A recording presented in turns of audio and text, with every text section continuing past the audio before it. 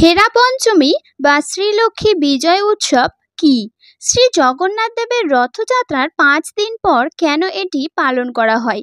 এই পঞ্চমীর মাহাত্ম্য কি সেটি জানবো আজকের এই ভিডিওটির মাধ্যমে। তাহলে চলুন আজকের ভিডিওটি শুরু করা যাক। হেরা পঞ্চমী বা শ্রীলক্ষ্মী বিজয় উৎসব রথযাত্রার পঞ্চম দিনে পালিত হয়।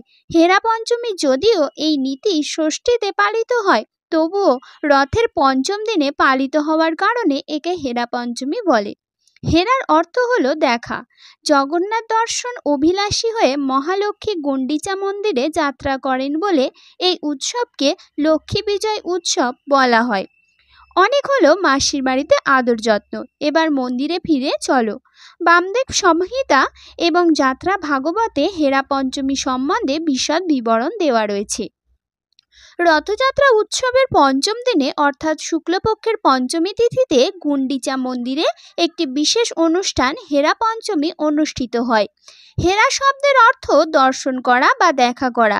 রথযাত্রা উপলক্ষে বিষ্ণুরূপে জগন্নাথ, বলরাম ও সুভদ্রা রথে করে যখন মাসির বাড়ি গুন্ডিচা মন্দিরে যান, তখন জগন্নাথের পত্নী মহালক্ষ্মীকে তিনি মন্দিরেই রেখে যান। তাই মহালক্ষ্মী জগন্নাথের উপর ক্রুব্ধ হন। স্বামীকে কয়েকদিন না দেখে তিনি স্বামীর জন্য উদ্বিগ্ন হন যে তিনি কেমন আছেন, কি করছেন ইত্যাদি নানান চিন্তা করেন। তার প্রিয় স্বামী জগন্নাথ প্রভুকে দেখার জন্য এবং তাকে মন্দিরে ফিরিয়ে আনার জন্য তিনি গুন্ডিচা মন্দিরের দিকে যাত্রা করেন। সুবর্ণ মহালক্ষ্মী রূপে মাতা লক্ষ্মীকে সুন্দর বস্ত্র আর অলঙ্কারে সাজিয়ে সুদর্শন পালকিতে বসিয়ে এই পঞ্চমীর দিন মন্দিরের সেবকরা মাতাকে গুন্ডিচা মন্দিরে নিয়ে আসেন বাদ্যযন্ত্র আর শোভাযাত্রা সহকারে। গুন্ডিচা মন্দিরের কাছে এসে একজন ব্রাহ্মণ দেবী মহালক্ষ্মীকে আরতি করে স্বাগত জানান। চারিদিকে উলুধ্বনি হয়, কিন্তু মহালক্ষ্মীকে ক্রুব্ধ দেখে জগন্নাথের সেবকেরা গুন্ডিচা মন্দিরের প্রধান দরজাটি বন্ধ করে দেন। মহালক্ষ্মীর সাথে তার স্বামী প্রভু জগন্নাথের সেদিন প্রত্যক্ষ দর্শন হয় না।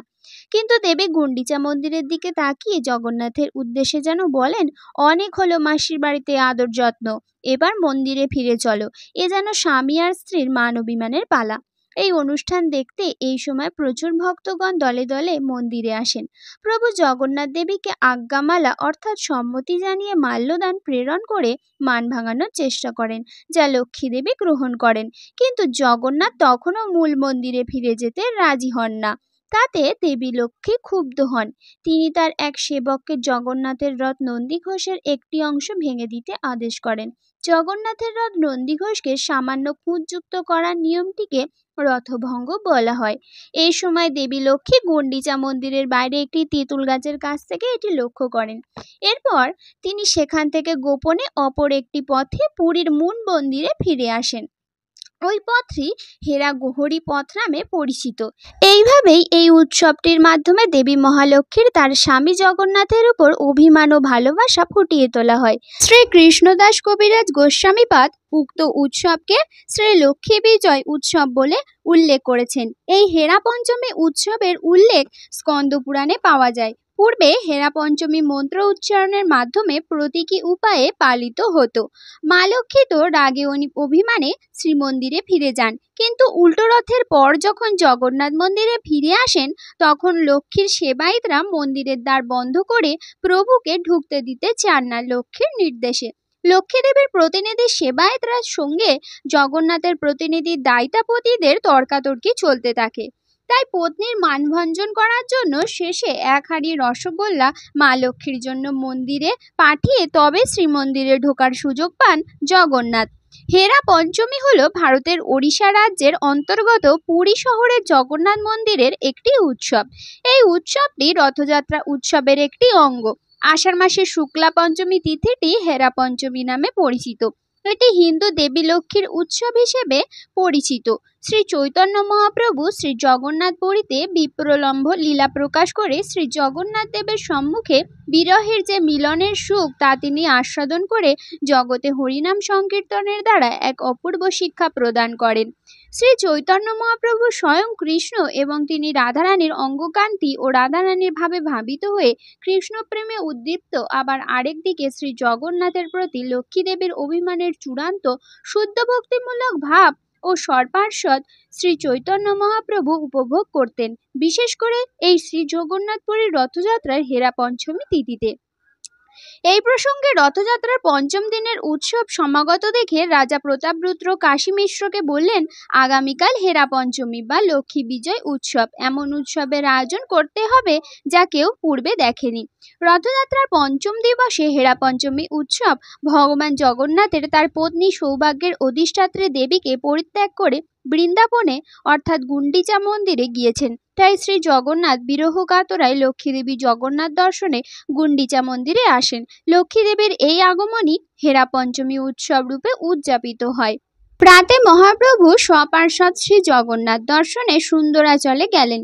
গুন্ডিচা মন্দির হচ্ছে সুন্দরাচল অর্থাৎ বৃন্দাবন, আর জগন্নাথপুরী হচ্ছে নীলাচল অর্থাৎ দ্বারকা। তাই জগন্নাথ দেবের নীলাচল থেকে সুন্দরাচল যাত্রা তাকে দ্বারকা থেকে বৃন্দাবনে নিয়ে যাবার মতো। তারপর চৈতন্য মহাপ্রভু এবং তার অন্তরঙ্গ ভক্তেরা প্রবল আগ্রহের সঙ্গে হেরা পঞ্চমী দর্শনে নীলাচলে এলেন। কাশী মিশ্র মহাপ্রভুকে অত্যন্ত শ্রদ্ধার সাথে বরণ করে ভক্তগণ সহ একটি সুন্দর আসনে বসালেন। শ্রী চৈতন্য মহাপ্রভু তখন এই বিশেষ রসকথা আস্বাদন করতে চাইলেন। মৃদু স্মিতহাস্য বদনে স্বরূপ দামোদর প্রভু বললেন, যদিও জগন্নাথ দেব দ্বারকাতে তার লীলা বিস্তার করেছেন, তবুও সেখানে আরো গূঢ় রহস্য প্রকাশ করেছেন। তাই বছরে একবার হলেও তিনি সেখানে যাওয়ার জন্য অস্থির হন।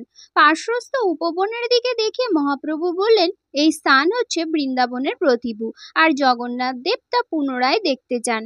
স্বরূপ দামোদর বললেন, প্রভু এর কারণ শুনুন। সৌভাগ্য দেবী লক্ষ্মী বৃন্দাবনের লীলা যোগ্য নন। বৃন্দাবন লীলায় একমাত্র গোপীদেরই অধিকার। গোপীগণ ব্যতীত কেউ কৃষ্ণের মন আকর্ষণ করতে পারে না। মহাপ্রভু বললেন, রথযাত্রার ছলে কৃষ্ণ বলরাম ও সুভদ্রা দেবীর সাথে সেখানে যান, কিন্তু অরণ্যতে গোপীদের সঙ্গে কৃষ্ণের বিবিধ বিহার কেউ জ্ঞাত নন। তবে লক্ষ্মী দেবী কেন ক্রোধান্বিত হবেন? এভাবে শ্রী চৈতন্য মহাপ্রভু কৃষ্ণলীলার বিচিত্র রস আস্বাদন করতেন। তিনি গভীর থেকে গভীরতর পর্যায়ে পৌঁছে স্বরূপ দামোদরের নিকট প্রশ্ন করে তত্ত্ব নির্ধারণ করতেন। স্বরূপ দামোদর ও মহাপ্রভুর কথোপকথনের মাঝখানেই লক্ষ্মী দেবীর শোভাযাত্রা চলে এলো। তিনি বিচিত্র রত্নমণ্ডিত স্বর্ণদোলায় আরোহিতা। সেই দোলার চারপাশে অসংখ্য লোক চামর, পতাকা ও ছত্র ধারণ করে গায়ক ও নর্তক দলের অনুগমন করছিল। মেয়েরা বিভিন্ন রত্নাভরণে সুসজ্জিত হয়ে জলের কলস, চামর, পানের বাটা বহন করছিল। অত্যন্ত ক্রুদ্ধা লক্ষ্মী দেবী জগন্নাথ দেবের প্রধান সেবকদের বন্দী করতে লাগলেন। অনুচরীগণ জগন্নাথ দেবের সেবকদের চোরের মতো হাতকড়া পরিয়ে লক্ষ্মী দেবীর পদতলে নিক্ষেপ করলেন। ভগবান শ্রীকৃষ্ণের অনেক সখী রয়েছে, কেউ কেউ অনেক ধীরা। তারা ঈর্ষা বা অহংকার বোঝেন না, শুধু কৃষ্ণ বিরহে বিষণ্ণবোধ করেন। কৃষ্ণ ফিরে এসে যদি তাদের কিছু মধুর বাক্য বলেন, তাতেই তারা শান্তি পান। অনেক নায়িকারা আছেন ধীরা ধীরা, তারা ঈর্ষা ও ক্রোধের বৈদগ্ধ্য লীলা বৈচিত্র্য সম্পর্কে খুব বেশি পারঙ্গম নন। এ ধরনের নায়িকারা শুধু মুখাচ্ছাদন করে সেই স্থান হতে প্রস্থান করেন, কিন্তু অধীরা নায়িকারা খুবই রোষান্বিত ও হিংস্র হয়ে উঠতে পারেন, কিংবা অস্থির হয়ে ফুঁপিয়ে ফুঁপিয়ে কাঁদতে থাকেন। এদের আবার তিন ভাগে ভাগ করা যেতে পারে: প্রগলাভা, মুগ্ধা ও মধ্যা। তারা প্রত্যেকেই হেরা পঞ্চমী লক্ষ্মীর অভিমানে চূড়ান্ত প্রকাশ। শুদ্ধ ভক্তিমূলক সেবায় সবকিছুই সম্ভব। এভাবেই স্বপার্ষদ শ্রী চৈতন্য মহাপ্রভু লক্ষ্মীর ভাবপূর্ণ আচরণ উপভোগ করতেন।